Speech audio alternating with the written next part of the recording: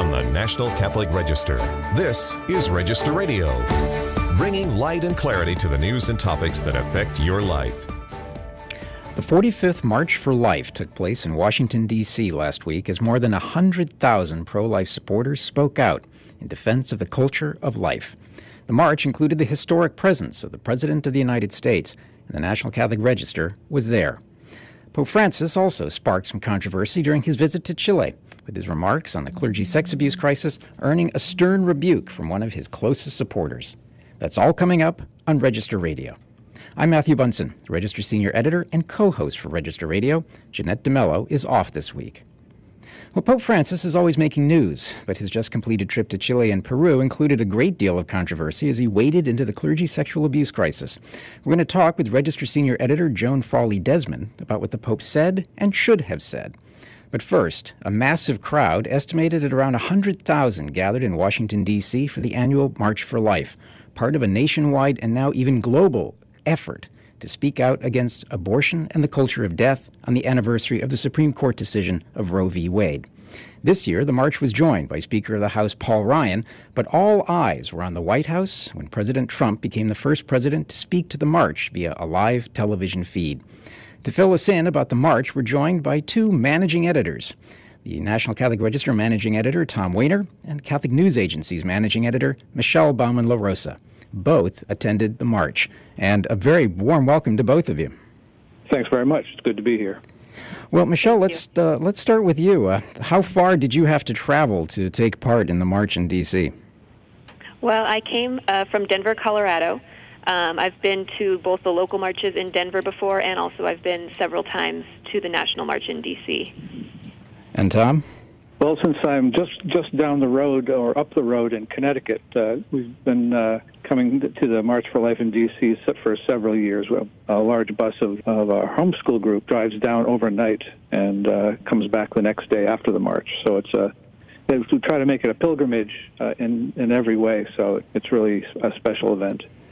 Well, that's one of the things that's always so striking about the march, and I'd love to hear your impressions of this, that it's more than just a political movement. This is, you used the word, Tom, a pilgrimage.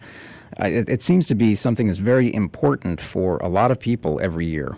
I would agree with that. As the years have, as the march has evolved, there are more and more secondary events or events associated with the March for Life. For instance, the Mass at the Basilica, the Shrine of the Basilica of the Immaculate Conception, that drew more about 20,000 people the day of the march, and I believe there's an even larger event at the sports arena the night before. So it's the march is the capstone of the event, but it's more than the march, I think. Yeah, and Michelle, you would agree with that? Absolutely. And this year, of course, we had the bishops in D.C. and Arlington offering a plenary indulgence that could be gained for those who attended the march as a pilgrimage. So you saw, I think, a lot of masses and a lot of confession hours in the weeks or in the days surrounding the march as well. Yeah, and to Tom's point regarding a lot of events taking place, how do you decide editorially, given resources and personnel, who's going to cover what, and knowing, of course, that you're not going to be able to get to everything? Michelle? That's a really good question. We actually have several staff members in training right now out in D.C., so it was a little bit of a tossing people into the pool type of situation. We basically just had one person go to the morning Mass at the Capital One Center, one person go to the evening Mass at the Basilica, and then, of course, during the march we had, boots on the ground, everybody out just trying to hear people's stories, take pictures, get videos. We just really had everybody at the march at that point. Mm-hmm. And what was your favorite experience of the different events that you went to? For me personally, I love seeing the march and hearing people's stories. I was raised Catholic, I was raised pro-life, and sometimes remembering that other people have had profound conversion experiences, or they've been personally affected by, they themselves chose not to have an abortion because they had been touched by the lives of a pro-life witness.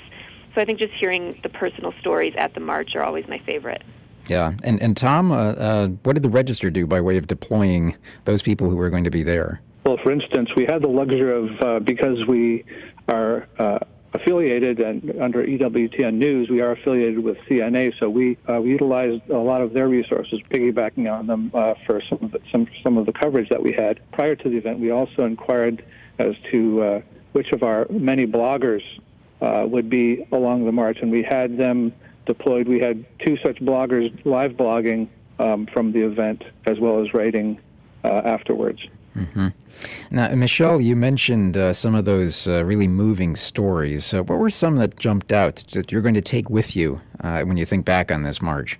One that really stuck out to me was a young woman who said that her mother had almost chosen abortion. She was in a difficult situation. Her family was not supportive of her. She was kicked out of her home when they found out that she was pregnant. But she changed her mind because of the support that she found with these pro-lifers that she said were just so joyful. And she said if they were willing to support me and they didn't even know me, then I knew that I could do this. So then her daughter, that daughter that was born because she chose life, is now a young adult and is very active in the pro-life movement. And that just reminded me of the importance of the personal interaction.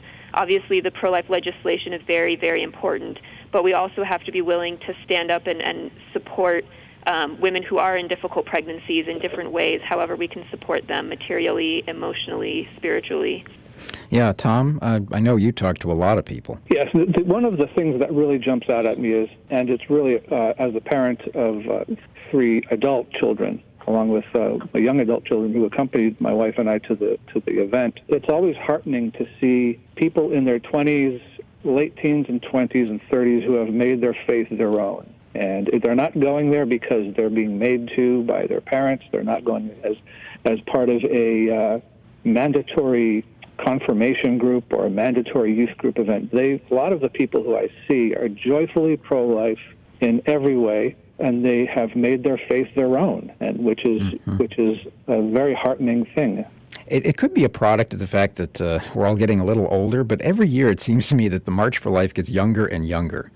It's kind of amazing how young the March for Life seems to be. This year I was especially struck by not just the college students, as what you're talking about, Tom, that the number of high school students and even younger than that who are there with their parents or with their schools, but as you say, by choice. Exactly. We were in a very good position on the mall just to survey. One of the things I usually do is I just scan the crowd to see the different banners. Lots of homemade banners, lots of banners from schools, as well as, there were some groups that traveled, which gives me a good idea of the pro-life commitment. They traveled. One group came from Ave Maria, Florida, which is a day's trip, and there are groups that have come from Kansas and much farther out than that, and so it's always. You really sense a community of believers in this respect. Mm-hmm. And Michelle, are you struck, because I know you were interviewing a lot of people, you and all of the correspondents who were there, by how articulate so many of these young people are in providing an explanation as to why they're pro-life, but also the deeper meaning of why it's important to end Roe v. Wade? Yeah, I think overall there is a level of articulateness among some of these young people where they've really, a lot of the pro-abortion argument is just an argument based on emotion, kind of slogans like women's freedom and reproductive rights. But a lot of the young people at the march really understood some of the ideas, both, the science behind it, behind the basic biology of when life starts, that side of it. And then also kind of a spiritual awareness of what's going on, and that this really is a battle that's taking place in our country and in our world for the salvation of souls. And really, I think there was an impressive level of insight from some of these young people, what was actually going on. Yeah, and having the President of the United States speak to the march doesn't hurt, does it? Absolutely, definitely. I think there was more media coverage this year than in previous years because of that. Yeah, and it's I've even joked about it that in any other given year, having the Speaker of the House be there actually addressing the march would be memorable in itself. But this year we had basically all the 3 top leaders of government in the United States, because we had Donald Trump, we had Vice President Pence, and then we had Speaker Ryan. What does this say, though, politically about the importance of this movement nationally? Well, I think that just what Michelle said about the advances in science and the advances of what our awareness of what it means, what life truly means. I think it's reaching people after 45 years. I think it's, we hope and pray that it sticks with the people who make laws. But I think that there is more of an awareness. Just by one of the speakers who struck me, who was really powerful, was the Representative Jamie Herrera Butler of Washington, who was there with her daughter, and as those of us who watched it or who were there could tell that her daughter was very aware of what was going on, and because she was interrupting her mom. Yeah, she kind of stole the show, didn't she? Yeah, she did, but in a very, very good way. And sometimes when we think of politicians, we think of them as people without a conscience, people who are heartless, and even the representative from Washington was very moved when she was recounting her story about turning away from the advice of medical professionals who wanted her to abort her child, and she was there with her 4-year-old daughter, who was very fine. Yeah, and as you mentioned, Michelle, we have the testimony of so many women who considered abortions, but whose eyes were opened, whose hearts were turned. And it seems to me that this is one of the keys to the cause, isn't it? Oh, absolutely. And, not just in the United States, but internationally as well. I was also struck by how many people we saw who had come from overseas just for the march. People from Europe, people from Latin America. One young woman was from Canada, and she said she had come down because she wanted to learn from the U.S. pro-life movement. She said that, she was involved in the Canadian pro-life movement and really wanted to come see what the U.S. pro-life movement was like so she could take back some of that knowledge and just that approach to her work in Canada. Right. Well, we're going to have to leave it there, unfortunately, but Michelle Baumann from Catholic News Agency and Tom Wehner from the National Catholic Register demonstrating how we are pooling our resources to try to provide the best coverage possible of major events in the life of the Church. Thank you both, and I look forward to having you back. Thanks. Always a pleasure. Well, when we come back, we're going to be joined by Register Senior Editor Joan Desmond on Pope Francis, Chile, and controversy. More when we return. This is Register Radio. I'm Matthew Bunson.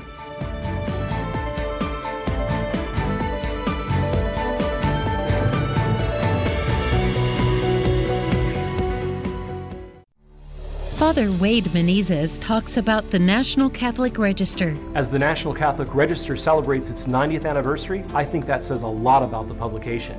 It works.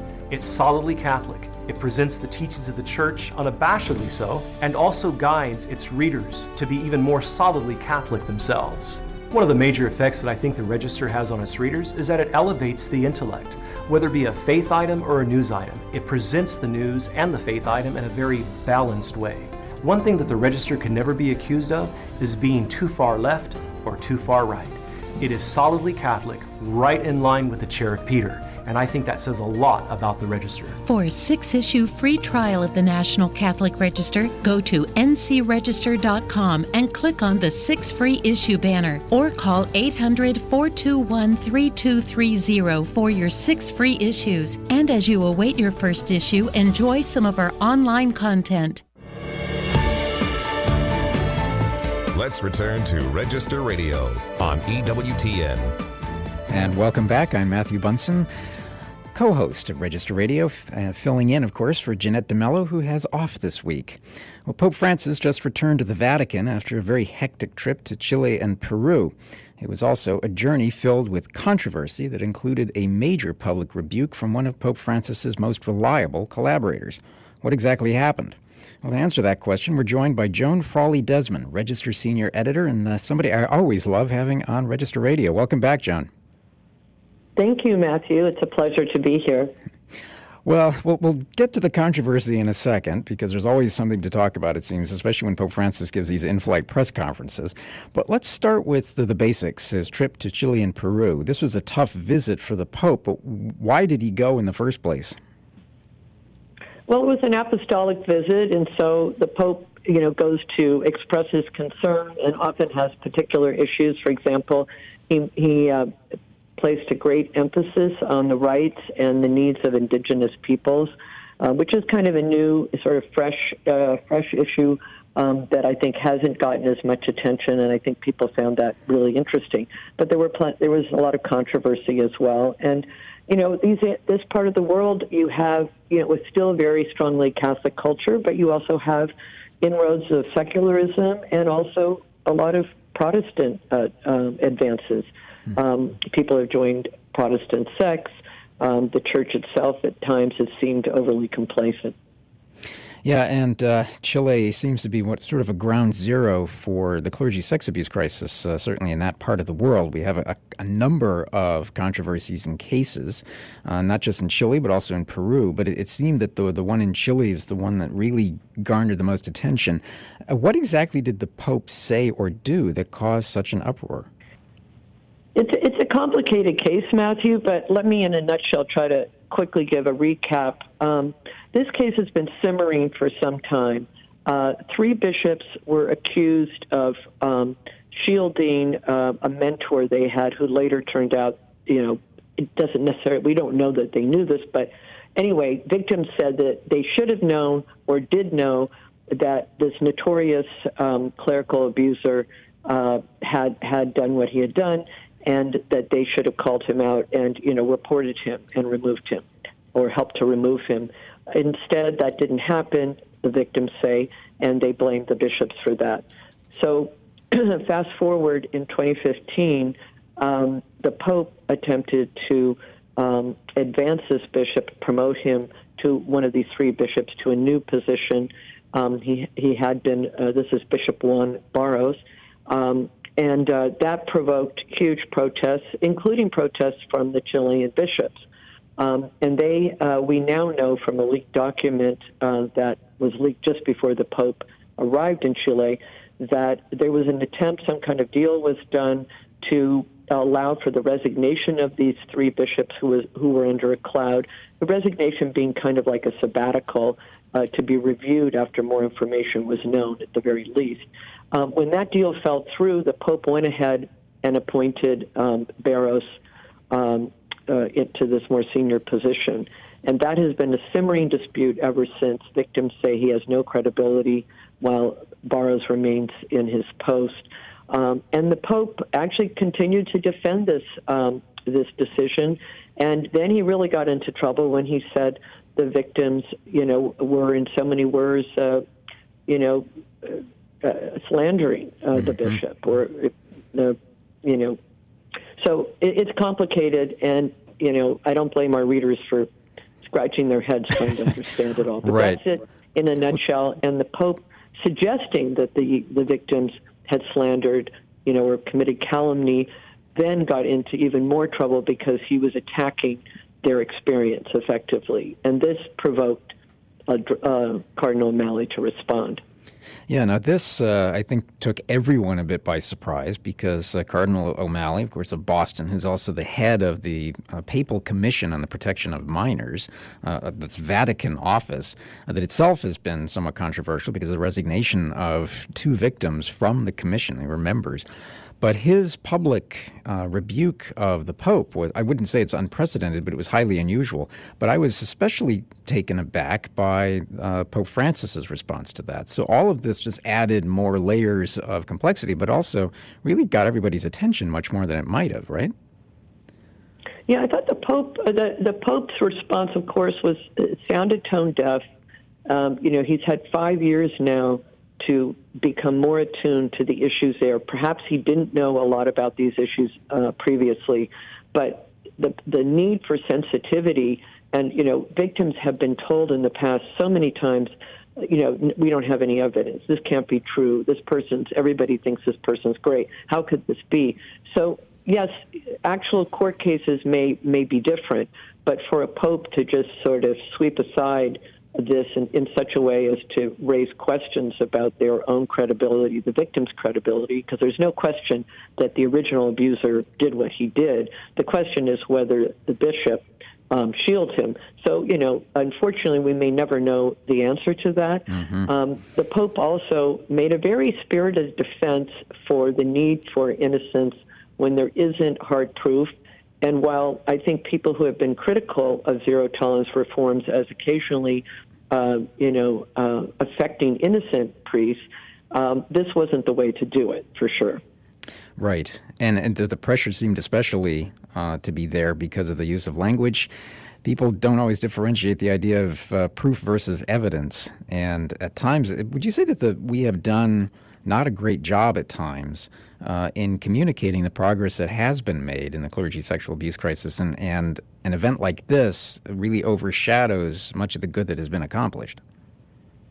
Yeah, I agree, and I think it can really raise questions about the credibility of Vatican reforms, which you can be sure someone like Cardinal O'Malley, who's worked so hard on this issue, both back in Boston, he also had responsibility for other dioceses, and I think it's unlikely anyone knows more or has invested more in winning back victims and helping them know that the suffering that they went through, at least some good will come of it to protect other children.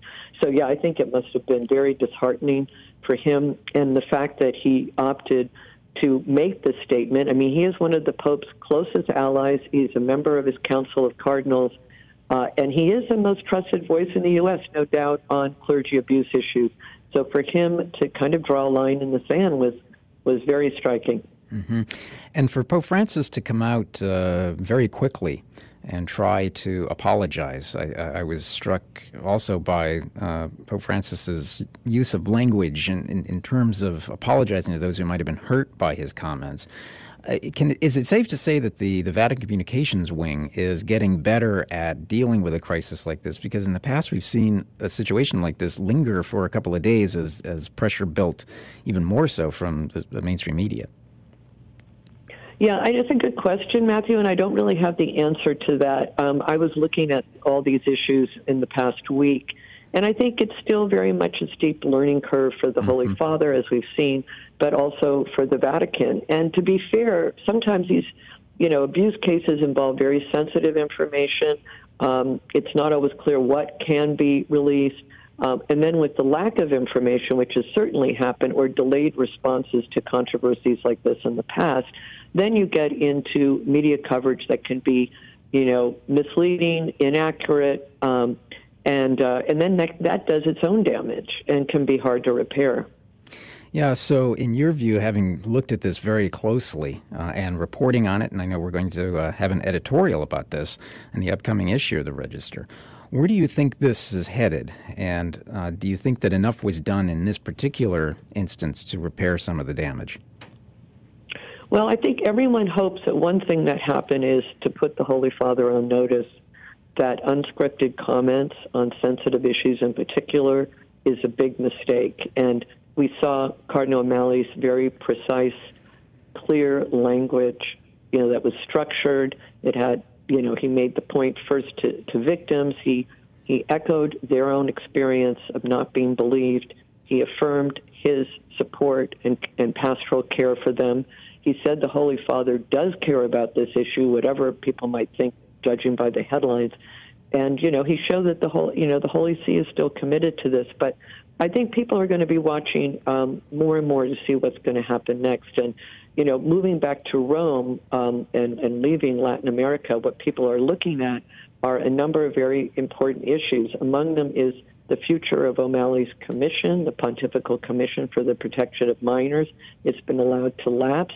It's supposed to start up again this year, but it's not clear when. I've heard different dates, but I don't have anything hard and fast. That's one issue. Another proposal by the Commission for a tribunal to try bishops accused of negligence or abuse, that was scrapped. Some say they don't need it, that the Congregation for the Doctrine of the Faith can handle these cases, and perhaps that's the case. I know the CDF has moved ahead with the investigation and trials of bishops, but these are questions that remain in doubt, and I think people are watching to see what happens. They are. Well, Joan, thank you so much for your time, for giving us this update, and I look forward to continuing this conversation with you. Thank you, Matthew. Well, thanks so much for tuning in to Register Radio this week. Remember, for more news, analysis, and commentary, check out the National Catholic Register online at ncregister.com. Thanks for joining us. I'm Matthew Bunson, on behalf of Jeanette DeMello and our producer, Jeff Burson. Until next week, God bless. For more information about the National Catholic Register and about Register Radio, go to ncregister.com. Podcasts of Register Radio are posted on ncregister.com and on EWTN.com. Join us next week at this time for Register Radio on the EWTN Global Catholic Radio Network.